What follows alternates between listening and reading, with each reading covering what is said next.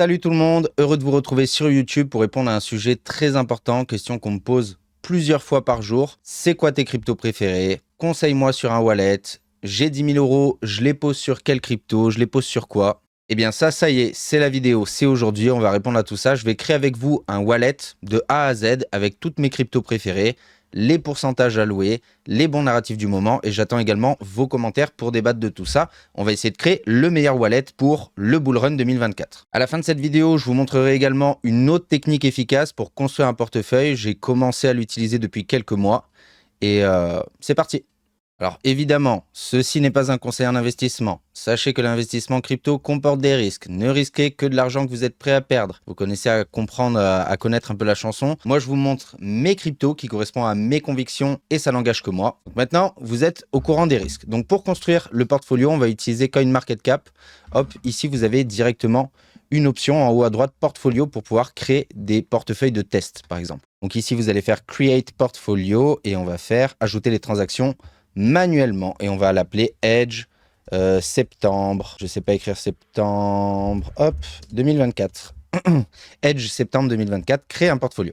Et là, vous allez pouvoir ajouter une transaction et ajouter les cryptos et le montant que vous voulez. Donc nous, on va partir sur un portfolio à 10 000 $, comme ça nous fait une base. Donc on va commencer avec le classique, 15% de Bitcoin, 15% d'Ether, c'est inévitable. Je sais que vous cherchez le risque, que vous cherchez les pépites, moi c'est pas mon style. Avec le temps maintenant j'ai un profil beaucoup moins risqué, c'est mon 3e bull run, donc les crypto pépites qui sont bien pendant 3 mois et qui retombent à zéro, j'en ai plein le portefeuille et j'aurais préféré avoir cet argent dans quelque chose qui performe sur le long terme. Donc avec BTC ETH, vous ne pouvez pas vous tromper et ça vous fait presque déjà un tiers du portefeuille qui est solide. Donc là, on va simplement faire Add Transaction. On va prendre du Bitcoin. Vous devez rentrer la quantité en Bitcoin. Donc là, vous allez avoir besoin de la calculatrice pour rentrer la quantité parce qu'on ne peut pas la rentrer en dollars. Il faut la rentrer en BTC. Donc nous, on veut 1500 $ divisé par le prix actuel. C'est 63 190. La bien remontée en ce moment. Ça nous fait 0,0237 Bitcoin. 0,0237. Et là, ça nous donne bien 1497. On va prendre ça pour 1500 $. C'est bon pour nous. On va faire la même chose pour Ethereum, ajouter, ce qui nous donne 0,563 Ether. On est bien à 1500 $. Donc concernant BTC ETH et le marché en général, je vous ai déjà fait une vidéo d'analyse technique il n'y a pas longtemps. Je vous invite à la regarder. Et je pense qu'on est plutôt dans un bon move en ce moment. Donc 15% BTC, 15% ETH et vous retrouvez vos assets ici, c'est très bien. Ensuite, crypto dans laquelle je crois énormément et que j'accumule chaque fois que je peux, Chainlink. Voilà, donc Link the World. Pour ceux qui ne connaissent pas encore, c'est un oracle. C'est grâce à Chainlink que l'on peut utiliser les données du monde réel sur la blockchain et vice-versa. C'est basiquement le pont entre le monde extérieur et la blockchain. Et c'est grâce à Chainlink que la plupart des dApp du Web3 tournent aujourd'hui. C'est assez incroyable le nombre de partenariats qu'ils ont. Je vais essayer de vous trouver le truc. Ici, on a quelques datas. 6,9 trillions cumulatifs total for 2022. Donc ça, c'est la TVL. 5,8 milliards de data points délivrés on-chain, donc data points, les données qui ont été délivrées on-chain, les random fonctions, parce que oui, on ne peut pas faire de random dans Solidity, vous êtes obligé de passer par Chainlink, Ecosystem Grow, plus de 1600 projets dans l'écosystème Chainlink, et vous voyez que c'est tout en croissance, d'accord? Même les développeurs, plus de 18 000, et c'est également en croissance. Donc, Chainlink, pour moi, c'est la base. C'est clairement une crypto essentielle à l'écosystème qui est très résiliente, qui continue d'être utilisée à grande échelle. Donc, pour moi, Link, c'est no-brainer. On a un graphique qui est très solide. On l'avait déjà vu ensemble et on voit la zone des 10 $ qui tient. C'est une de mes cryptos préférées et une des cryptos les plus accumulées par les whales.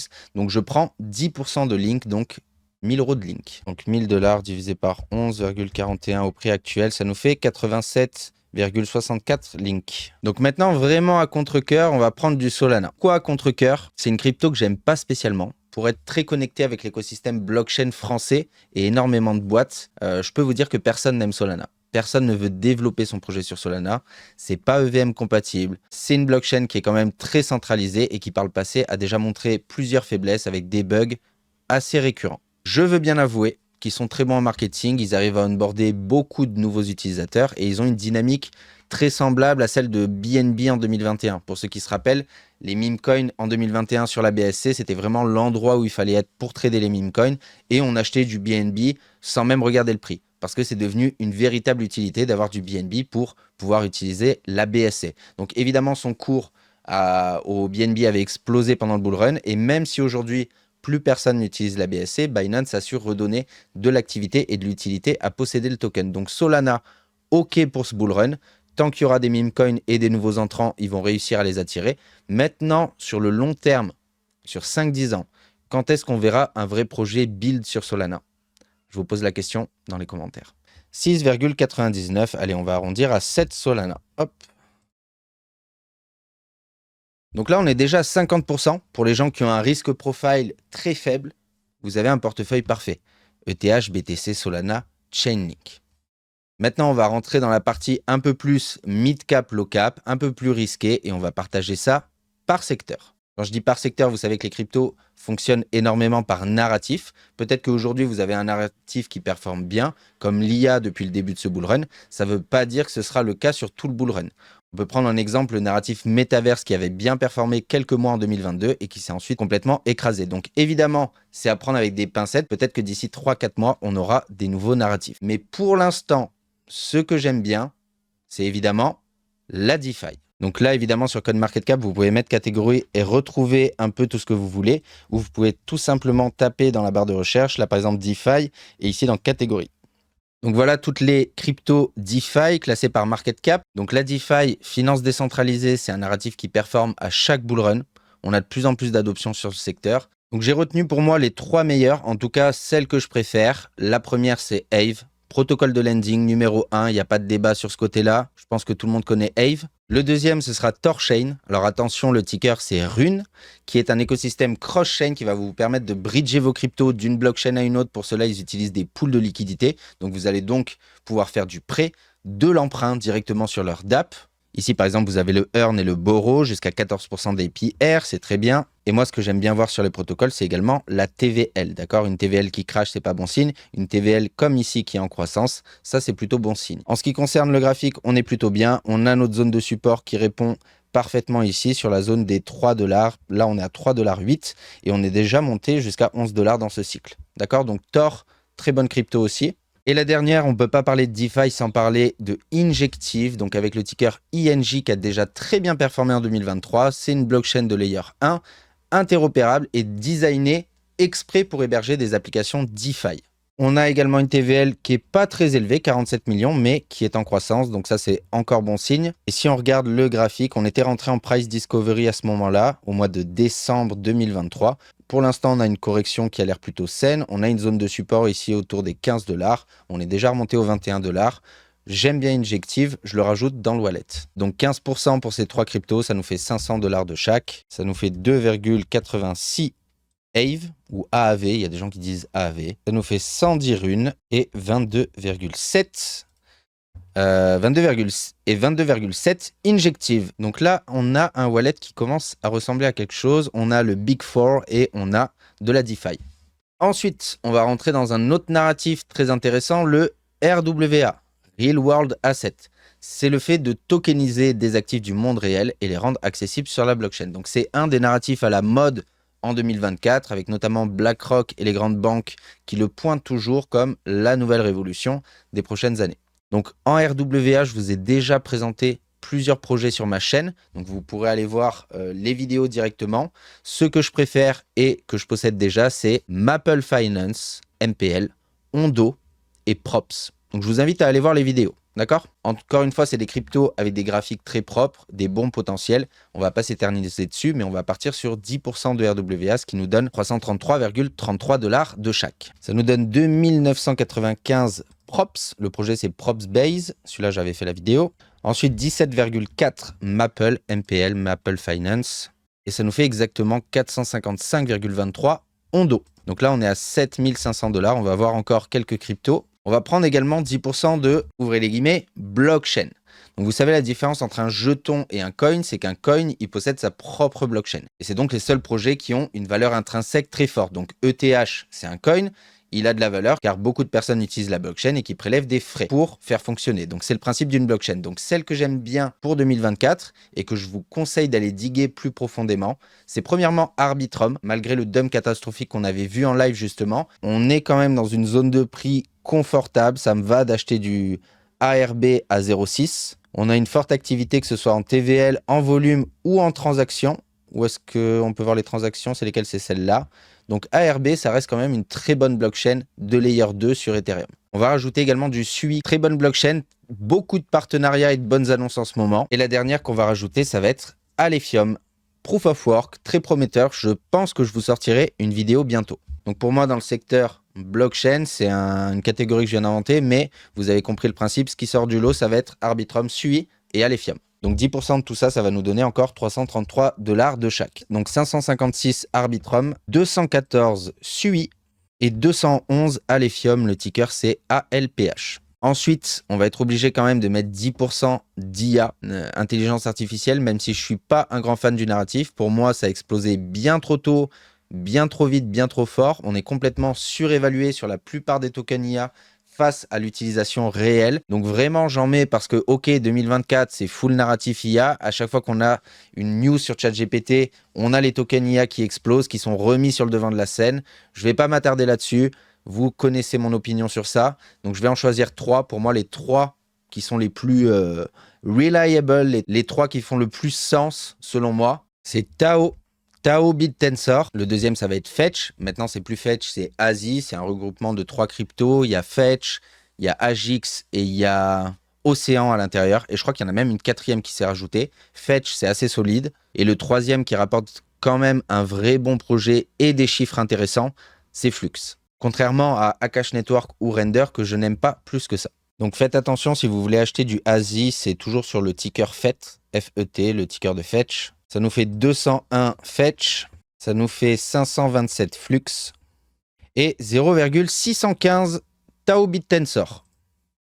On est à 9500, il nous manque 500 $, il nous manque 5% du portefeuille que je mettrai, attention, dans les meme coins. Je pense qu'on va plutôt utiliser le terme communauté coin, parce que je vais inclure également Ton à l'intérieur. Donc Ton de l'écosystème Telegram, qui selon moi devrait avoir des bons jours devant lui. Je le mets dans la catégorie meme coin parce qu'en ce moment il n'y a que ça, les dogs, les cats, les hamster combat, etc. Donc on va également ajouter du bon vieux Dogecoin. C'est solide, c'est stable, c'est proof of work. On a Elon Musk derrière, ça me dérange pas d'avoir du Doge dans mon wallet. Le dernier, si je devais en choisir un, ce serait Floki Inu. J'ai pas digué tous les meme coins, mais je vois Floki construire un immense écosystème depuis plusieurs années. Ils ont sorti par exemple Token qui performe bien. On voit que ça bouge, il y a de l'attraction. Donc Ton, Floki et Dodge, 5%, ça fait 166 $ chacun. Ça fait 1560 Dodge, ça fait 1 243 000 Floki et ça fait 29,5 tonnes. Je vous avoue que celui-là, j'en aurais mis un peu plus. Et on arrive finalement à 10 000 $. Donc on retrouve bien 15% ETH, 15% BTC, 10% Solana, 10% Link, 5% de Rune, 5% de INJ, 5% de Aave, 3,33% de Props, de Hondo et d'Arbitrum, 3,33% de Flux, de Sui et d'Alephium, 3,33% de BitTensor, Maple et Fetch, 1,67% de Ton, de Dodge et de Floki. Encore une fois, il y a énormément de cryptos que j'aime, que je n'ai pas cité ici alors que j'en ai dans mon wallet. Il faut bien débuter par quelque chose. Là, on a déjà pas mal de cryptos. Je pense que le wallet, il est bien, il est solide pour une personne qui a un risque assez moyen. D'accord, il n'y a pas que des grosses caps, mais il n'y a pas non plus que des low caps. Et évidemment, derrière, il nous faut un bull run explosif parce que vous le savez, c'est BTC qui mène la danse. Si derrière, économiquement, le marché ne suit pas, eh bien, on n'aura pas beaucoup de gains, peu importe les cryptos que vous allez mettre dedans. Maintenant, on va voir une autre façon de créer un portefeuille. Je trouve ça assez cool. Ça fait plusieurs semaines que je commence à en accumuler. Ça va être simplement les indices crypto. Donc ça, vous en avez par exemple sur la plateforme Bitpanda. Et ce qu'on va faire, c'est qu'on ne va pas venir acheter des cryptos une par une, comme on vient de le faire tout à l'heure, mais directement des index. Donc, c'est des regroupements de plusieurs cryptos. Et là, je peux par exemple choisir l'index BCI 5. Donc là, il a un prix de 24 491, peu importe. Mais ce qu'on peut voir dans détail, c'est que finalement, à l'intérieur de cet index, vous avez du BTC, de l'ETH, du BNB, du SOL et du XRP. Donc ça, c'est le top 5. Et vous avez également la répartition, donc 35% de BTC, 34% d'ETH, etc. Donc là, je peux acheter 1000 $ de cet index, c'est comme si j'achetais toutes ces cryptos avec cette répartition. Donc BCI 5, il est intéressant. Si on reprend le camembert des pourcentages, j'en prendrai 20% pour avoir une base solide. Ensuite, lequel j'aime bien, DeFi Leader. Je prendrai 20% de DeFi Leader également. Vous retrouvez à l'intérieur Uniswap, d'accord. On a du Aave et du Tor, on a du Maker et du Ondo. Donc Aave, Rune et Ondo, c'est celles que moi j'avais choisies dans mon portefeuille. On voit que là, elles sont également dans l'index DeFi. Je prendrai 20% de celui-là. Ensuite, vous avez Infrastructure Leader. Là également des cryptos que j'aime bien. Vous avez le Fetch, vous avez le Link. Render que j'aime un peu moins. Filecoin, bon projet, mais tokenomics de merde. Jasmy, j'ai pas digué, mais apparemment c'est le comment s'appelle, le BTC chinois ou BTC japonais, je sais plus, j'ai pas digué non plus, mais ça me paraît être un index qui est assez intéressant. De toute façon, vous avez en majorité du Fetch et du Link, donc celui-là j'aime bien, on prend 20% de ça aussi, comme ça on est déjà à 60%, et vous voyez, on a déjà plein de cryptos. Ensuite, vous avez le BCI Media Entertainment. Alors celui-là, pour le coup, je le toucherai pas. Là, on a que de la crypto, gaming, metaverse. Comme j'ai dit tout à l'heure, ça a beaucoup moins performé cette année que ça n'a performé en 2021. Je ne le toucherai pas. Maintenant, l'index des meme coins, vous avez Dodge, Shiba, PP, WIF, Floki et Bonk à l'intérieur. Ça reste intéressant. Il y a quand même une grosse majorité de Dodge et de Shiba. On a mis du meme coin dans l'autre, donc on va mettre du meme coin dans celui-là aussi. On va prendre 20% de meme coin. Soyons fous. Les meme coins, ça a quand même toujours bien performé dans les cycles bull run. Donc là, on est à 80% et on va finir, je pense, avec les 20 derniers pourcents de BCI Smart Contract Leader. Alors, qu'est-ce qu'on a à l'intérieur ? Voilà, là, vous avez cette fois-ci 16 actifs. Donc ça, c'est tout finalement des blockchains, comme on en parlait tout à l'heure. Et là, pour le coup, vous avez ETH, Solana, TRX, ADA, SUI, Pol, Injective. Non, il n'y a pas du Injective, si, Injective. ETC un peu pourri, Optimism un peu pourri.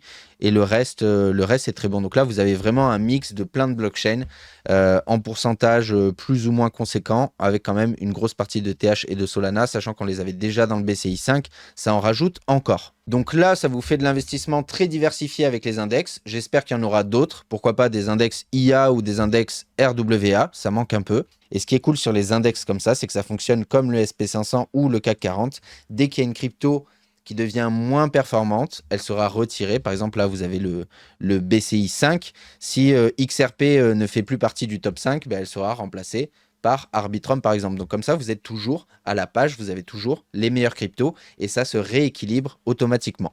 Donc dites-moi ce que vous pensez de cette démarche d'index. Vous pouvez également le faire en plan d'épargne, c'est-à-dire que vous pouvez DCA automatiquement et dire tous les 7 du mois, j'ai envie d'acheter 100 balles de BCI 5. Donc ça, c'est plutôt cool. Donc vous l'avez compris, je suis en partenariat avec Bitpanda sur cette vidéo. Si vous voulez essayer, si vous voulez me soutenir, vous avez mon lien de parrainage juste en dessous. Ça me fait gagner des thunes, ça vous donne des avantages et j'attends vos retours dans les commentaires. Donc ça y est, enfin on a créé ce wallet Bullrun 2024. Évidemment, j'ai pas de boule de cristal. Je me base sur ce que j'aime, je me base sur ce que je connais. Je vous revois vite sur YouTube et encore plus vite sur TikTok et Instagram si vous me suivez pas encore. Je vous souhaite de bons trades, je vous souhaite des bonnes semaines. On se voit la prochaine fois. Ciao!